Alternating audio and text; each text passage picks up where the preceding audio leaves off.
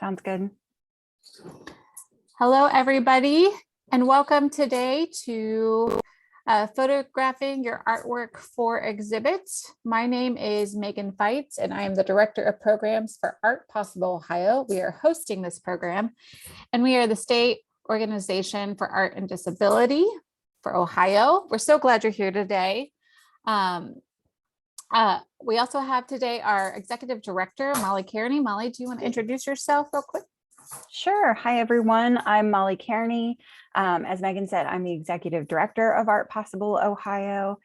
Quick visual description. I am a white woman who is sitting in her basement office with some art behind her on the wall. I have brownish, curly, long hair, and I'm wearing a gray sweater and white headphones right now.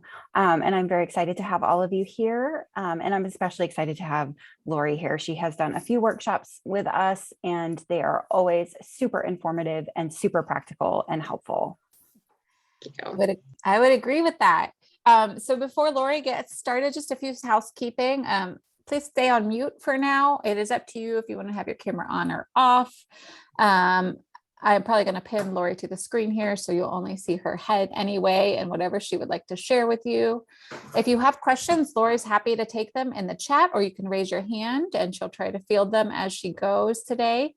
We do have our captions enabled, so if you click on the little CC at the bottom of the screen, you should be able to turn the captions or subtitles on if you choose to do so.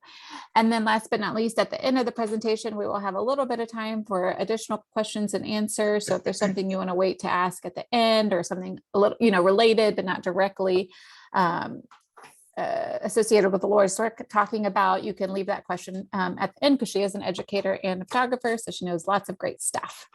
Okay, at this point, I am going to kick it over to Lori Esposito. Lori, thanks for being here today. Thank you, Megan. Just to introduce myself here, I'm Lori, and I am a middle-aged white woman with long brown hair and blue frame glasses. I have a big green leaf plant behind me. My pronouns are she, her, and I'm going to share screen here. I really don't mind if people ask questions. I invite interaction. It doesn't throw me off too bad. I do have some content to share with you all that should, there we go. Can everyone see that okay? Okay, great. Yeah, so I have two sort of components to this talk. The first one is focusing on in camera and just thinking about lighting and doing as much editing as you can in camera so that you don't have to do as much digitally out of camera. And that's the second part of the talk, where I will show you how to, primary things, how to resize your image. And I want to tell you that this is a very introductory talk, okay? It's for those who have very sort of new experience or very little experience documenting artwork. So bear with me. I do get into some sort of exhibition-based stuff, however. So if you do have experience with the photography, but you don't have as much experience with submitting for shows, maybe there'll be something in there for you. So focus on lighting just to kind of get started. I have photographed a lot of my own artwork with very few resources. So that's where I'm coming from with this talk, is to talk about how, at home DIY, what can you do with the things around you, like your phone and the space that you're photographing in, to produce nice documentation of artwork, okay? So this isn't like how to use a digital camera or anything like that. And I've learned some tricks over the years. I've also taught in art classes for a number of years, and I've always told these sort of basic rules to my students. Sorry, I didn't describe the slide. There's a painting with some dried leaves and a sunset on it. There's a lot of color range and value in this, and detail in this image, which is why I'm using it. And it's sitting up against a white sheet of paper outside. So the first thing that you want to do is find a diffused, what we call a diffused lighting condition. This means there's no directional light. The light is sort of even.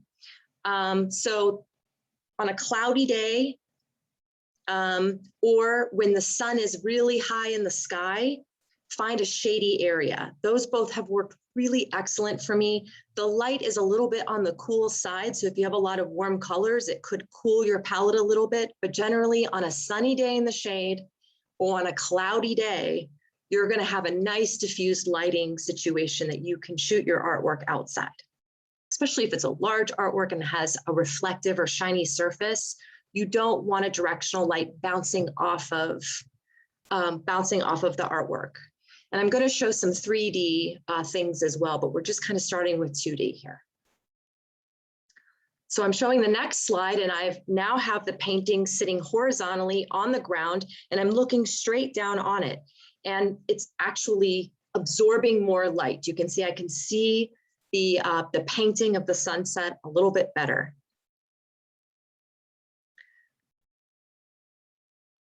Now I'm showing the third slide, and I've shifted the painting one more time away from where any cast shadows might exist to make sure there's an even gradation of lighting across the surface of the painting. And it looks pretty good here. We can see all the color, and it looks accurate to the original.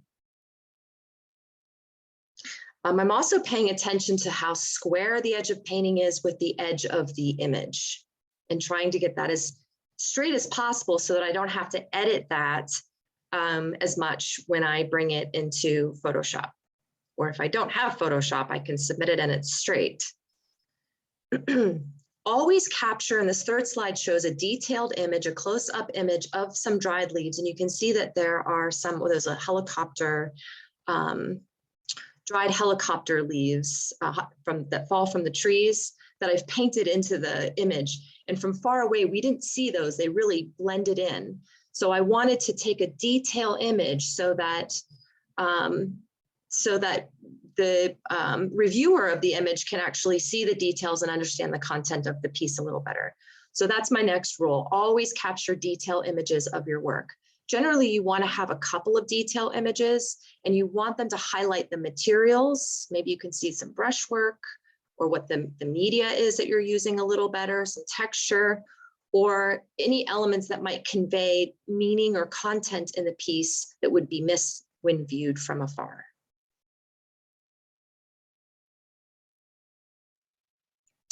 This is an image of a little boy, Arlo. He's 6 years old. He's sitting on a bed, and he's got his feet up against a gray wall, and he's looking at his own drawings, which are full of lines and color, and they're hanging with tape on the wall, hung in a group.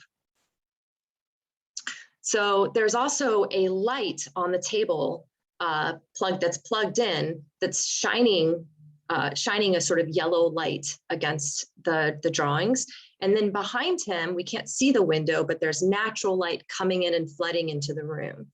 So this slide is really pointing out that there's different color light sources. And so you'll want to be aware that usually, typically natural light is cool and artificial light is warm. But you want to look at the color of your light sources and make sure that they're lighting, your artwork evenly. So this is a picture of like sort of what not to do. And if you are photographing multiple pieces in a portfolio, you want to make sure, like, you have a body of work, you want to make sure that you're photographing all of those works under the same lighting conditions, which also means the same color light as well. And that's going to create consistency and also help us read them as all belonging together. So the next slide I'm showing you is just a close-up of these works on paper that are hanging on the wall. We hung them up to photograph them. And so this is something you can do as well if you are submitting works that are on paper or are not framed. But I also just wanted to note that paper can also be warm or cool. And that is a noticeable difference that affects the visual read of the work. So we can see on the right, there are sort of laser print paper that's a kind of a cool white. And in the upper left, there's a kind of Strathmore sheet of paper that is a warm white. So just noticing those differences and wanting those differences to come through in the documentation of work. It does seem like a minor detail, but it is important, part because it affects the way that we see the colors in the work. So on this next slide are some shoes that Arlo and I made for a project. And you can see that we just set, these are 3D objects, and they're shoes that are made from paper and from molding clay that has been painted in different sort of rainbow colors and with glitter. So we placed the objects on just clean sheets of paper that don't have a lot of marks or anything on them to help highlight or make those objects stand out. So my tip here is to document your artwork against a clean and smooth background. And you want to make sure that the ground that your object is on contrasts the object that you're photographing or the artwork that you're photographing so that we can see the difference between the figure and the ground.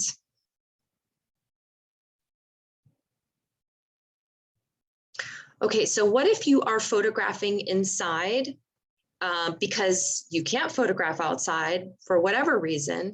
How can you brighten a space?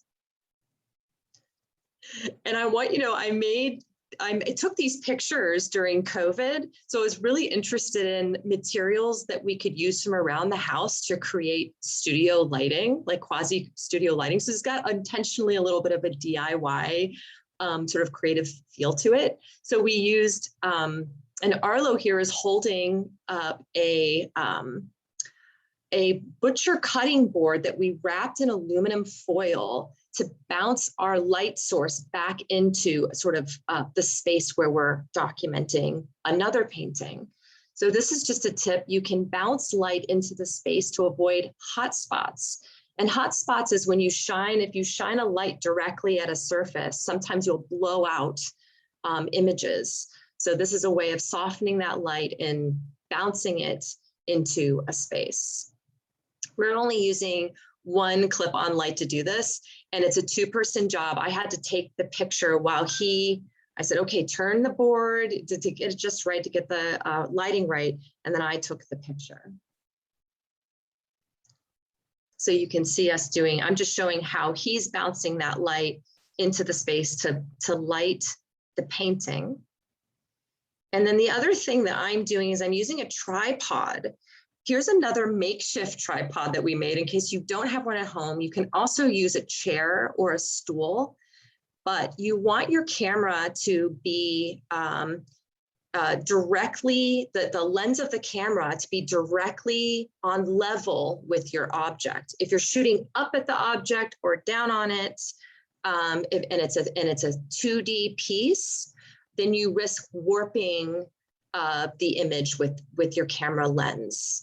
So we use books to achieve just the right height of where our object is in space. And so I have a graphic in the lower left-hand corner where you can see how the camera needs to be situated directly in front of and at the same level as the object that is being documented. Stabilization is really important in darker lighting conditions because your camera, if it's an automatic, like a phone or something like that, the shutter speed is going to slow down and you're more likely to have a blurry image if you're hand holding it.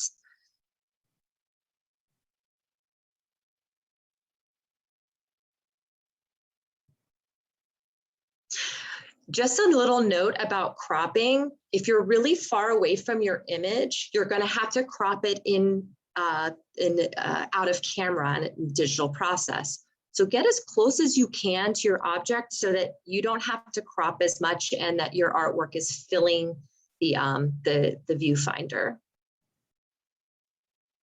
But definitely leave some space on the edge, on the sides. We're also avoiding long, dark shadows, which is one of the nice things about photographing in diffused lighting.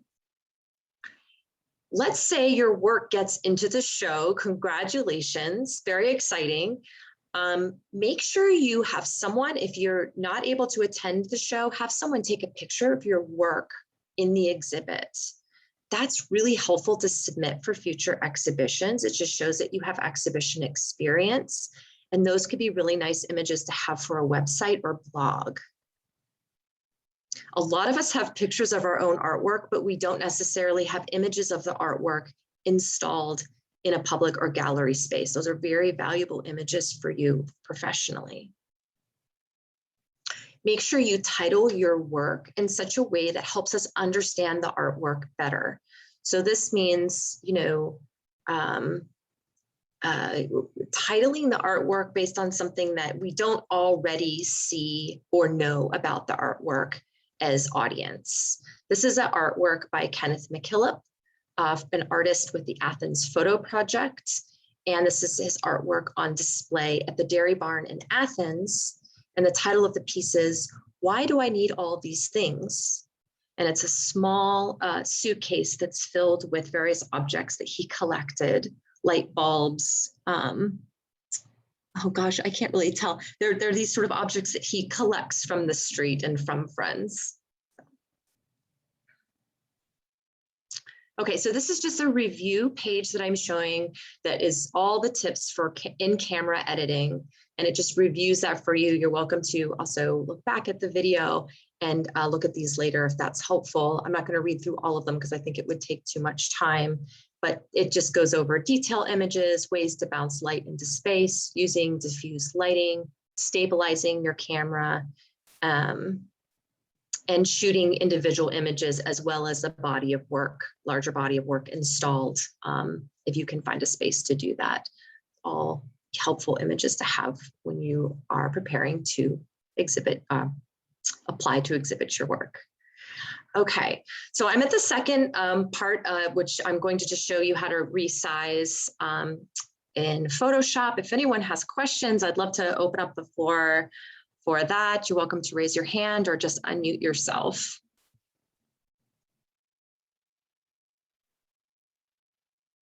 Hopefully everyone's still awake too. I really appreciate you being with me today. Thank you. Okay, so digital correction in Adobe Photoshop. There are other softwares that you can use besides Photoshop.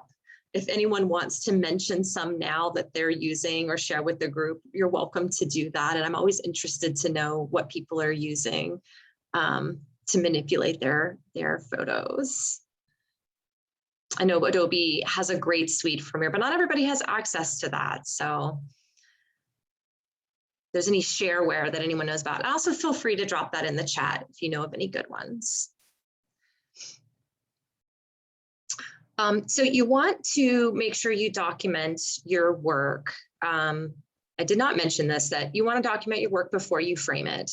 When you do frame your piece, you want to make sure that you use plexiglass. If you're going to be shipping work, regular glass can shatter and it can damage your work. And there's lots of great plexiglass products available today, especially non-reflective, in case anyone wants to photograph your work after it's been framed. But this is an example of a reflective plexiglass image. And then as you can see, it's really difficult to see the artwork for documentation.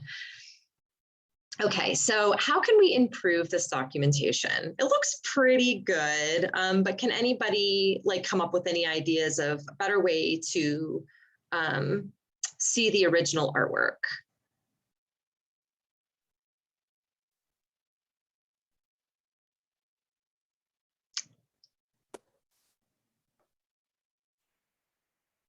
This is Megan. I think you could remove some of the wall space.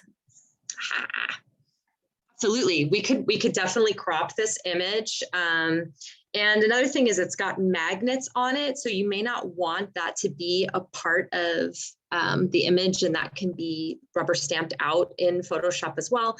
And I know that image is really high saturation. That hat that's painted is bright orange, so I might kick up the levels and brighten the midtones a little bit. Okay, so here we are at image size adjustments, and in Photoshop you would just go to image. In the toolbar you might have it in the toolbox on the side, or it might be at the top. You can go to File, you can go to Image, Adjustment and Levels. I'm sorry, this is not size, correction. This is adjusting the lighting. We'll get to that in just a second. And I'm just going to show you the difference here.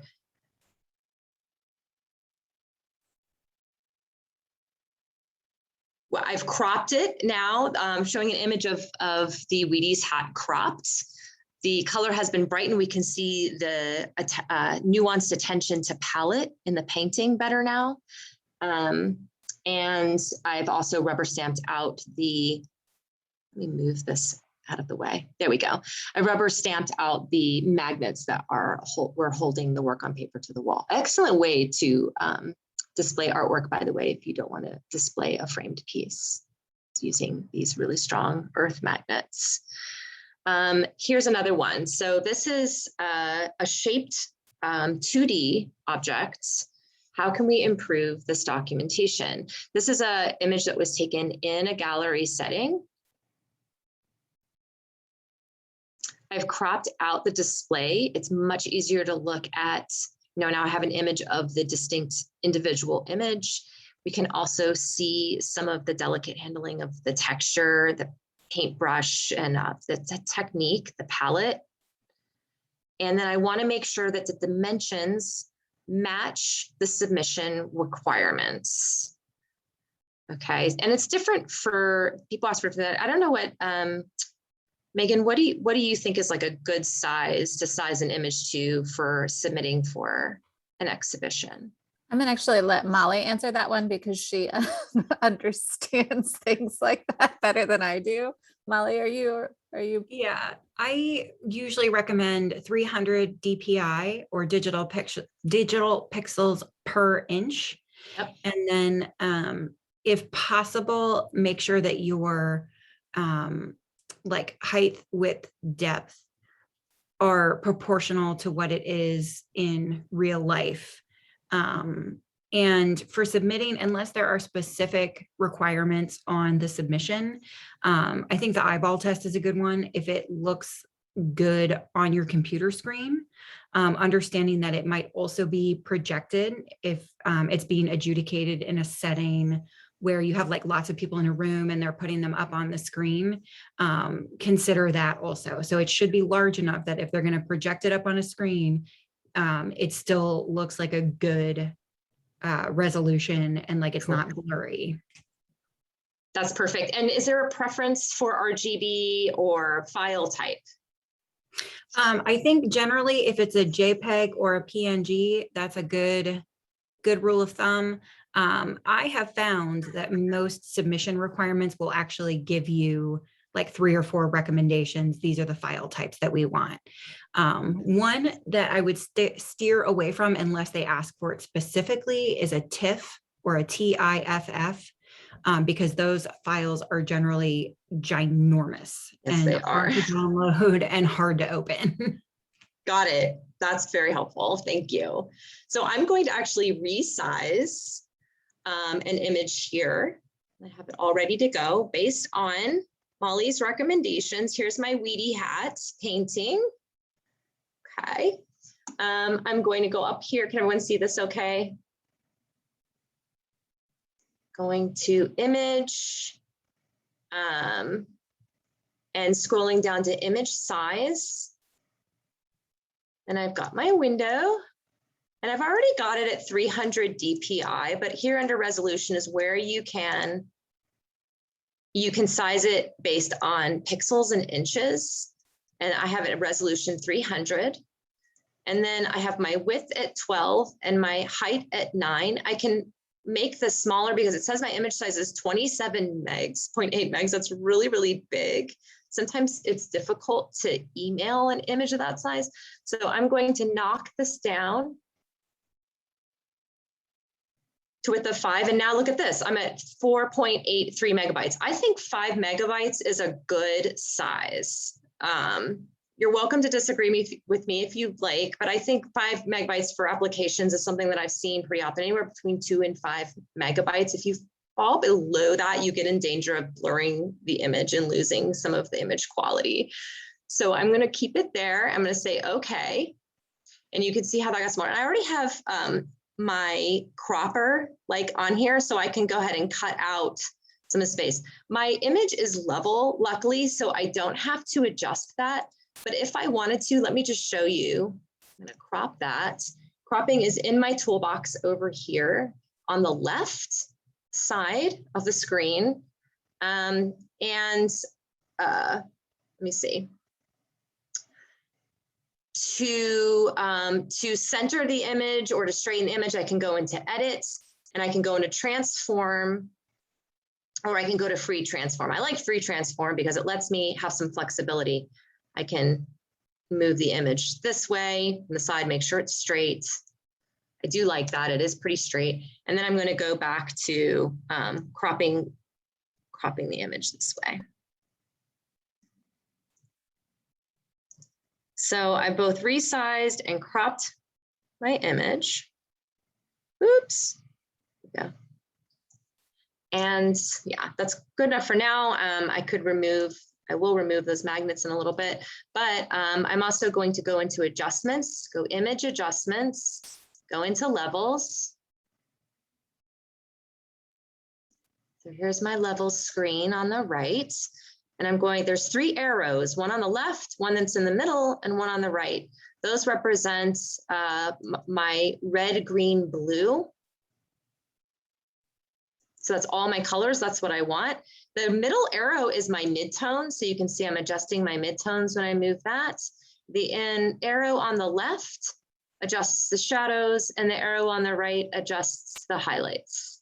I'm going to come in just along the edge of my mountain peak here, so that to balance the image, and then make sure that I have the contrast level. I don't want to blow out any areas. There's this sort of white space in the upper left-hand corner of my painting. If I go too light, it gets blown out and I lose information there. So I don't want to go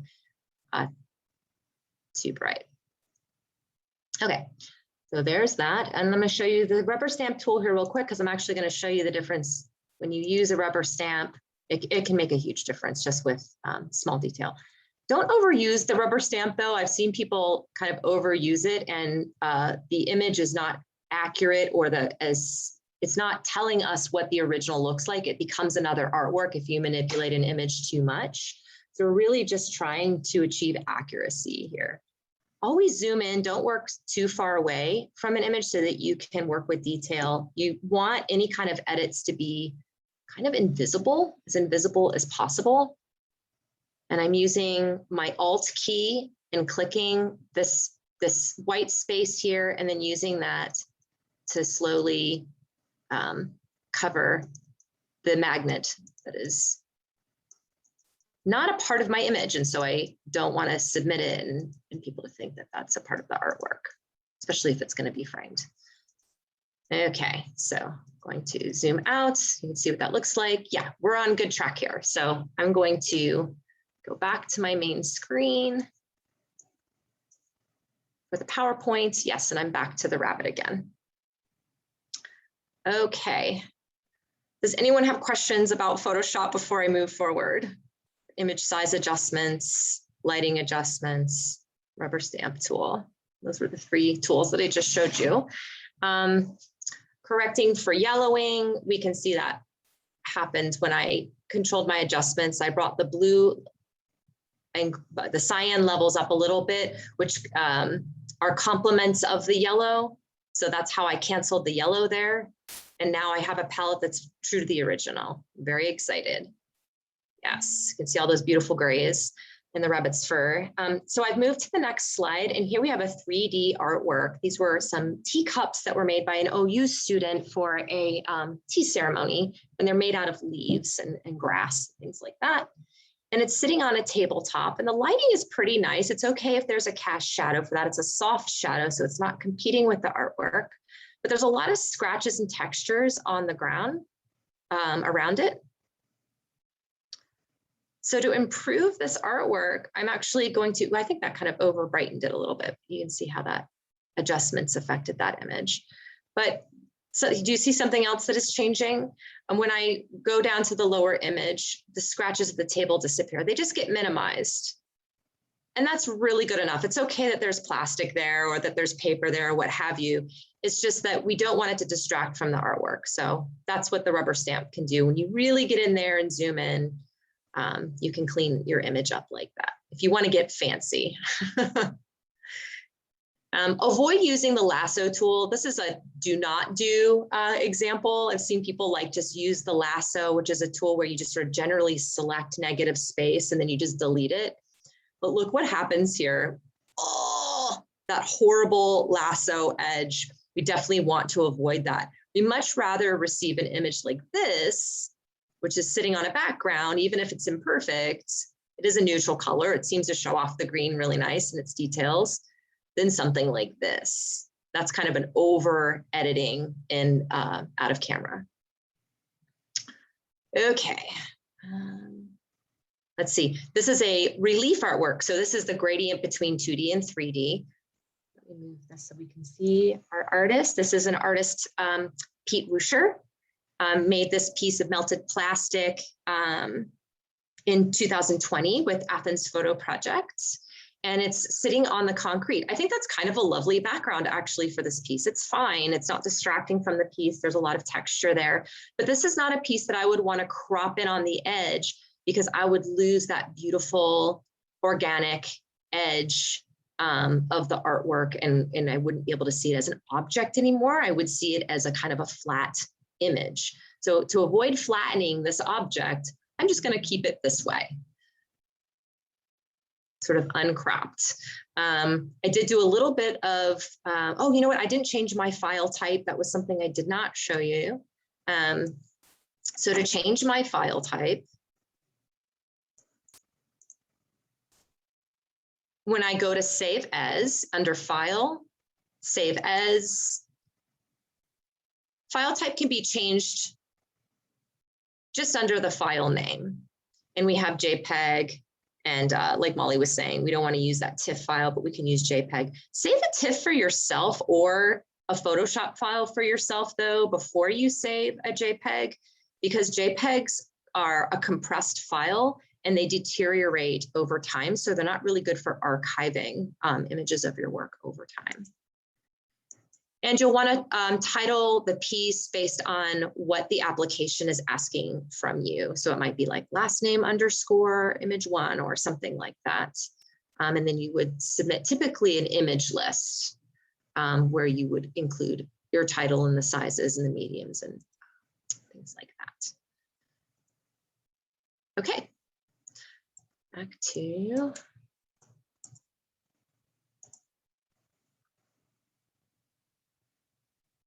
This is a detail also of Pete Wuscher's work. We can see all the plastic is melting together. Just, you know, one of the things I want to say is like, if you're submitting a book, right, you want to make sure that you submit a cover and then like highlight a spread from the book, because you're not going to have enough space to submit pictures of every spread. I improved this by removing the wood background, but I don't think it even necessarily needed to happen. This is just a zine on female independence. This is a relief artwork between 2D and 3D. I ask, how can we improve this documentation? These are trees made out of cardboard boxes. And we're just bringing up the mid-tone levels a little bit to see some of that detail because it is made out of cardboard and relying on light and shadow to show its texture. In cases like this, also, sometimes directional light can actually draw out the texture in your artwork if that's appropriate to the piece. So the last thing I want to mention is for 2D art, 3D artwork, take pictures of all sides of the work as it is an artwork in the round. So the top, the bottom, the sides, you know, details, all of that, so we can get a sense of what the image, or I'm sorry, what the object is. So this is just my last slide here, reviewing all of the tips for out of camera editing.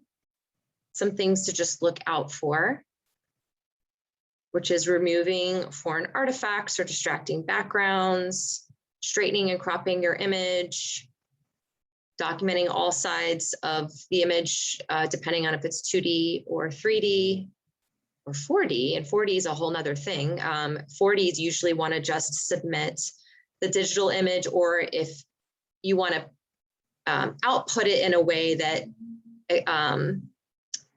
communicates to the reviewers how you plan to exhibit it. If you're going to exhibit it as a projection, as a print, that usually needs to be communicated with 4D work. Definitely document before you frame and wire a piece. If it's already framed and wire, you may need to unframe it.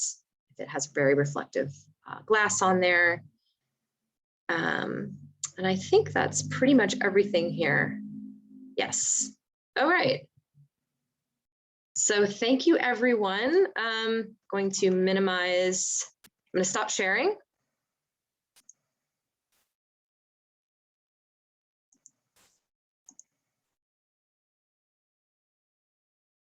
And if anyone has questions for me, this would be a great time to do it. If anyone wants to share anything that they know about their own documentation processes, or applying to shows that may be important or that I might have left out, I would love to hear from you.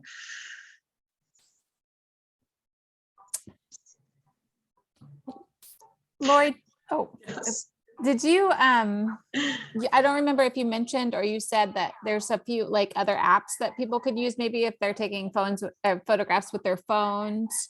Can you list those again or suggest any that you know of? I am spoiled by the Adobe suite, so I don't have good suggestions to give people for shareware, but I can absolutely research that. And when you share the video, you know, I can provide that as well. So, but that is a great question. And I know there's some good ones out there, especially that go with tablets.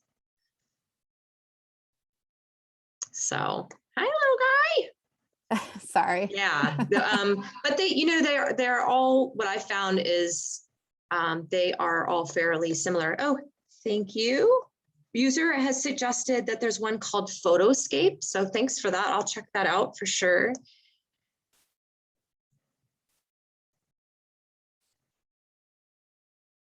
Don't be afraid to try out, you know, new shareware and search around for it. I've used sound, like free shareware for sound editing in the past, and I've been really happy with that. I think it was Q-Tip Studio that I used for a long time. This is Molly. I use a Mac. So you would have to have a Mac, but the actual native like photo editing for a Mac, you can get a lot done. Like, I don't think there's a clone stamp, but you can adjust your color levels. You can do your cropping. If you need to level it, you can level it. So you can get quite a bit done. It's some of the like finer clone stamp type detail work that you do need a different or a better software for. Yes, absolutely. I would say also, this is not great stuff. It's free and it's user friendly. You can get a free Canva account and you can upload your photos and you can do a lot of cropping. Again, it's not going to have that stampware and stuff, but it's free. There's an app, you know, and you can download everything into a PNG or a JPEG to make it shareable, which is really helpful. Yeah, it's hard to find a way to resize images for a lot of people. I've found you don't have Photoshop. It's kind of an important step. But so what is that software called again? I missed what you called it. What I said? Yeah. Oh, we use Canva, C-A-N-V-A. It's just it's a great tool for if you're marketing your own materials too, as an artist. Like if you just need something free, or it's only, I think, like $10 a month if you want the pro version. Cool. And we use it for our marketing. It's like Molly calls it Photoshop for, you know, those of us who don't know what we're doing. I don't like the word dummies, but you know. Photoshop for amateurs. Yeah, for amateurs for sure. That's all good. That's great. Yeah. Cool. Well, thanks everyone for attending my talk. And I really was a pleasure being here and seeing you all. And Megan and Molly, it's great to see you. Oh. Thank you, Lori, for being here. And thanks for everyone else being here. I hope you don't mind, but I would like to plug that we do have a call for Art Out at our Possible Ohio, where you can use some of the skills that you learned today from Lori. We host an exhibition every year called Accessible Expressions Ohio, which is a statewide exhibition featuring artwork by artists with disabilities. And I will drop the link to the submission form right here in the chat. It also has all of our guidelines, and you can submit everything digitally. So if there's anyone interested in that, feel free to check out that link, contact us if you have any questions. And if you have any further questions for Lori, we'll be happy to direct them to her after the fact. So again, I think that's all we're gonna say today. I'll wrap it up here unless anybody else has anything else. But again, thanks, and everyone have a wonderful weekend. Have a great weekend. Yeah, Lori, you did a great job. Thank you. I'll see you all later. I'll see you guys.